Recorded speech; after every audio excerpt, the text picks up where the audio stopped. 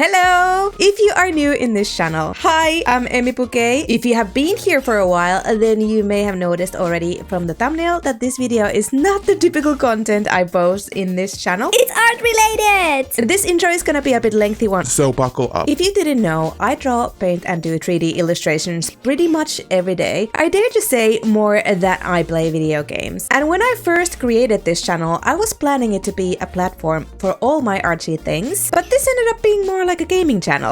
That changes today. A couple of you might be already screaming, but Emmy, you just created your brand new art channel, which have only one video collecting a virtual dust. Well, I have done some research. I read a lot of comments and opinions about having two channels, and it's been a bit of a mixed bag. But I noticed a lot of viewers do prefer everything to be concentrated in one channel with a different playlists. They say that they are there because of the creator and not necessarily because of the content, and I really want that to be true in my case as well.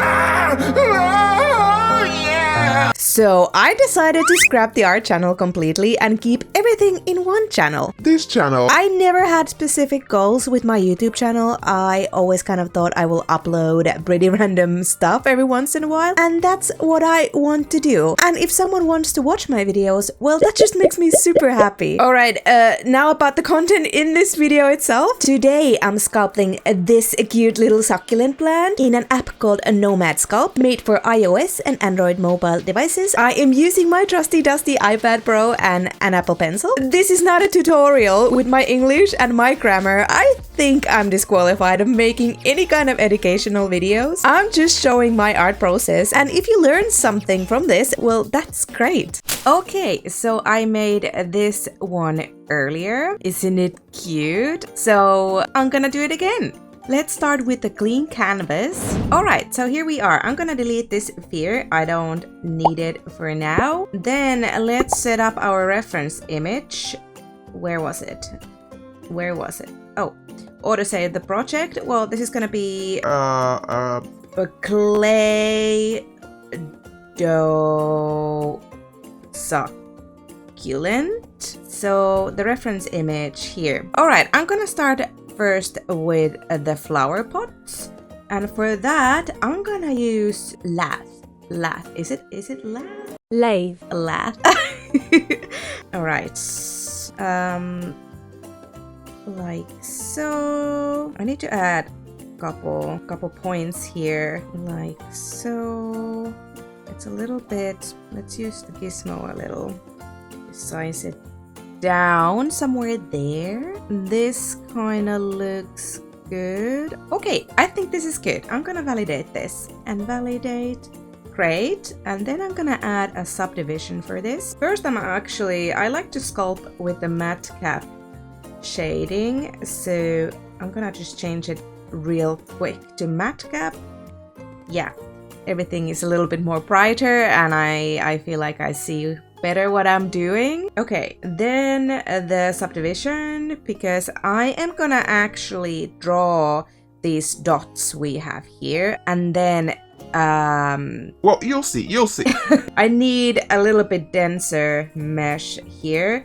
So let's just subdivide it a few times, and let's go and grab the mask tool. I'm gonna actually just quickly see fall off. I'm gonna just use that so it's sharp.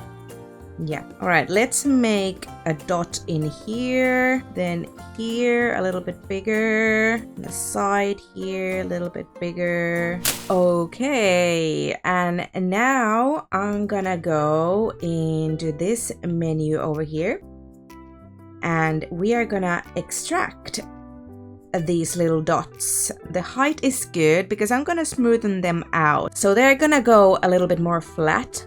From this, I'm gonna extract these. Alright, and we should have them separately. Yeah, I am gonna name these spots, and this one hot. Okay, I'm gonna choose now the spots, and I'm gonna add a new layer. I like to add new layers when I'm doing something destructive. Well, not destructive, but it's easier to just delete the layer if you do not like it, rather than just do endlessly undo. Let's see, I think I'm gonna first quickly use the flatten tool like so. This is gonna take a while, so I see you in a bit. All right, let's see then. I'm gonna take my smooth tool. It's harder to smooth things when they are so high poly, like this is very dense, so maybe I should remesh this. Quad remesher. I have the old iPad Pro with M1 chip, so I really hope that this won't crash on me. Let's see here, wireframe. I think it looks better, and let's go back. What's going on here? Okay, something really went wrong. I'm actually just going to undo this whole thing. Let's see here, let's go back to the quad remesher. Lower this maybe somewhere here. Let's not use face groups or anything. Let's try again. Okay, perfect. Back to smoothing. Let's make them nice and smooth. Okay, great. And then we can work with the actual succulent. Let's actually put these into their own group like so, and let's name this pot, and let's add a sphere. I don't need to have it that dense. It's much easier to shape it around when it doesn't have that many polygons. And let's try to shape this like the petal. I'm gonna make it a little bit oops. This is like an elongated egg shape. Then I want the other side to be flat. Like so. Yeah, I think this will do. I'm gonna add a multi-resolution to it. I'm gonna merge this. I'm gonna take my flat brush and flatten it even more. Like so. I just want a little bit more sharper edge. I am happy with this. I'm gonna add then radial modifier, or they are called repeaters in Nomad. 4 is good. Okay, so this is gonna be the first layer here. Wow, my petals are quite big. Let's size them down, bring them back together. I think this is good. All right, and then what I'm gonna do, I am going to clone this one. Let's do that. Rotate it around a bit. Make them a little bit smaller maybe. Bring them down. Okay, I'm gonna clone this one more time. And for this last one, I think I'm gonna just make 2 petals or leaves, or what do you call them? Let's size them down. Okay. I'm happy with that. And then I'm gonna add the soil. It's gonna be really simple also. I'm actually gonna add a tube. Yes, I'm gonna size it down so it fits roughly inside the pot. Now I'm gonna hide the pot, and let's turn the succulents on and push this down. I'm gonna size this one down. This one also, maybe I should have another point here. Alright, something really simple like this. So the succulent is not floating in the air. How does it look with the pot? Yeah, okay. I'm gonna validate that, that's fine. Okay, and here we have a succulent plant. I'm gonna validate all of these radials into solid meshes, and let's name them. I feel like they should be in order. Is this now the lower part? Yeah. Petals bottom, petals mid, petals top. So now I'm gonna turn the lid BBR. If you have a matte gap shading on, you won't see your textures. So let's turn the lid BBR on. Hiding these, and let's name my soil.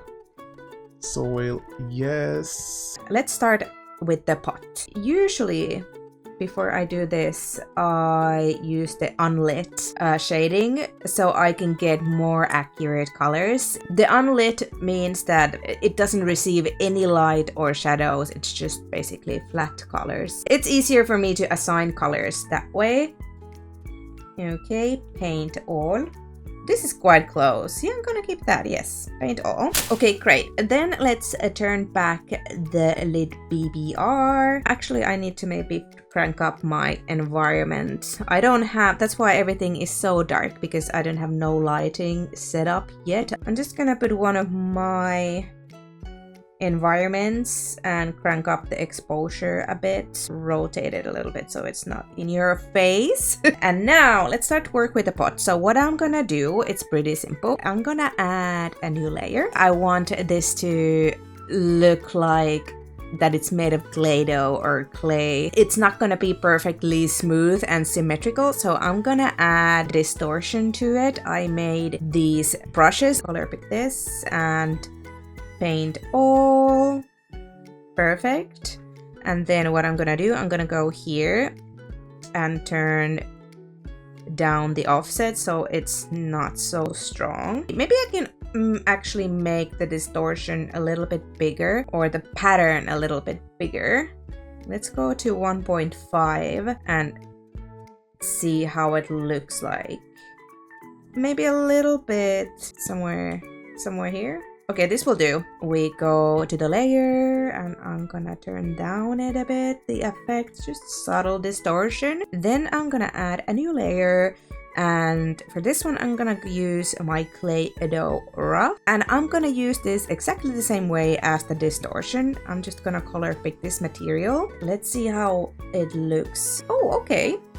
It is alright. Let's see how it looks when I lower it. The offset. Yeah, I like it. I like it. Then what I like to do, adding another layer, and I'm gonna take my stamp tool and let's see, do I have the correct alpha there? No.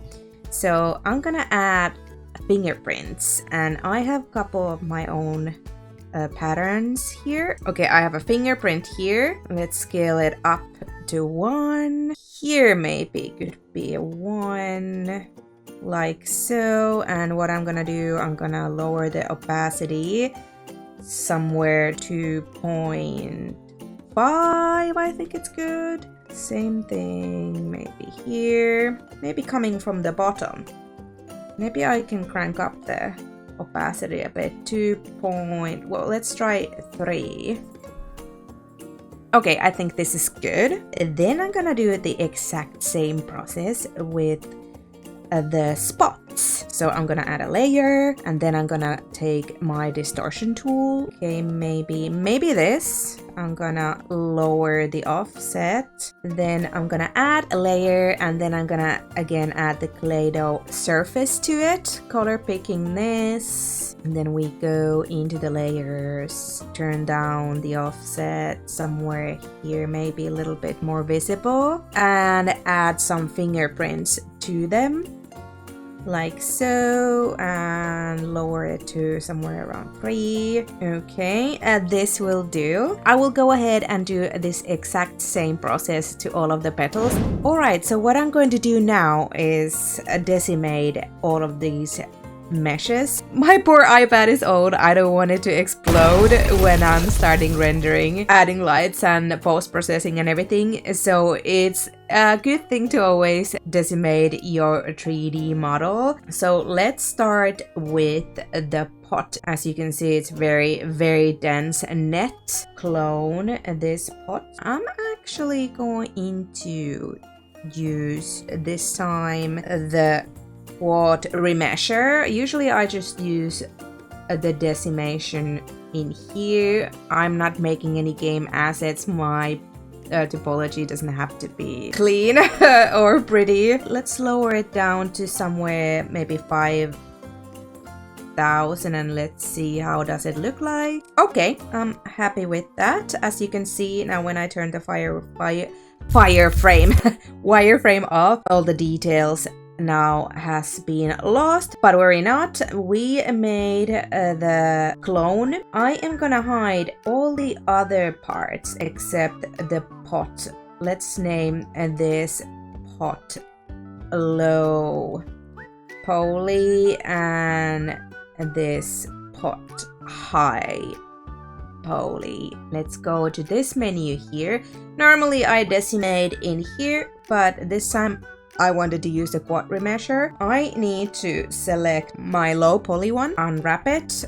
Yeah, nice, nice. And then I'm gonna bake the texture from the high poly into my low poly one, and I'm gonna make sure that it's gonna bake the normal roughness, color, opacity. Yes, and let's bake. Okay, it baked now the texture to it. Now I'm gonna do the exact same thing with the spots, but I think I'm gonna use this time the decimation in here. So I'm gonna put the wireframe on and decimate.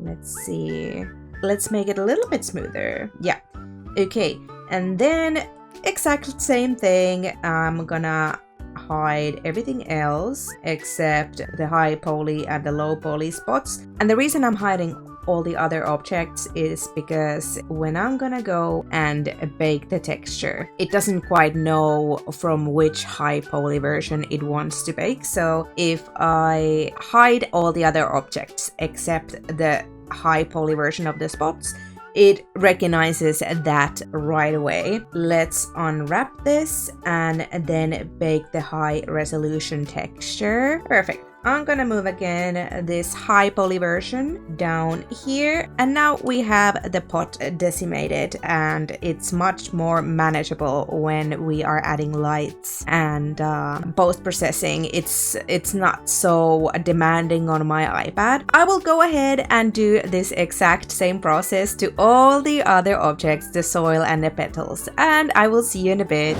Everything has been decimated, nice and optimized, at least for my iPad. And now comes my favorite part, is adding lights and post-processing. But what I'm actually still going to do, I'm gonna add one more object in this scene, and that is like a stool, or where this pot is standing on. Let's add a cylinder. Let's size it down, maybe a little bit bigger, a little bit thinner. Well, this will do. Then I think I need to add a little bit subdivision to it because I want the shading to be pretty smooth. It doesn't have to be that much. Where am I going? I'm just clicking away over here.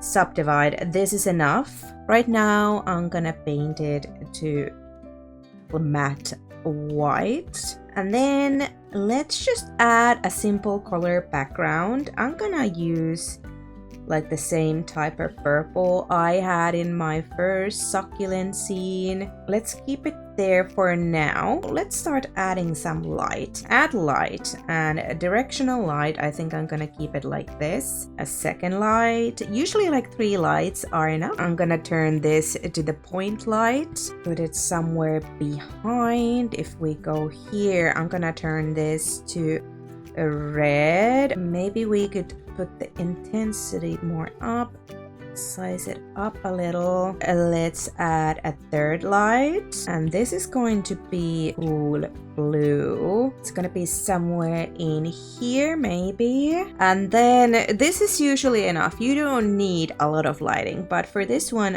I think in Nomad Sculpt you can only add 4 lights, the maximum. So I'm gonna add a 4th one.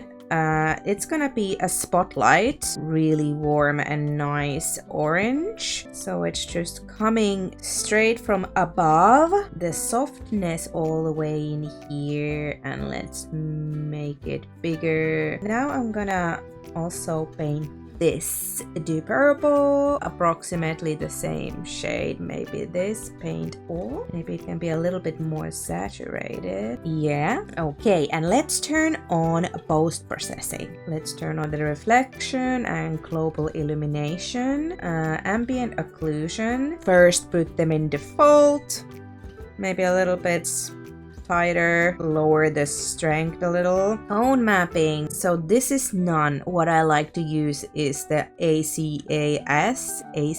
It's nice and juicy. Curvature, it will highlight all the crevices and like the pumps. Let's first turn down the opacity of the cavity and then bring up the bump just a tiny little bit and let's see the difference. Yeah, I'm gonna leave the cavity all the way to 0. I don't need it. Vignette, I'm gonna use a little bit. Hardness, let's keep it there, but I'm just gonna make a little subtle vignette. Sharpness, just a little bit, somewhere around 0.2 or 3. Then we have a color grading. What I like to do is crank up the redness a little. Actually, it looks quite cute. I didn't do that in my first render, but it looks quite cute in here. This mattifies it a little bit. Yeah, then we can crank up the contrast just a tiny bit, maybe a saturation, just the tiniest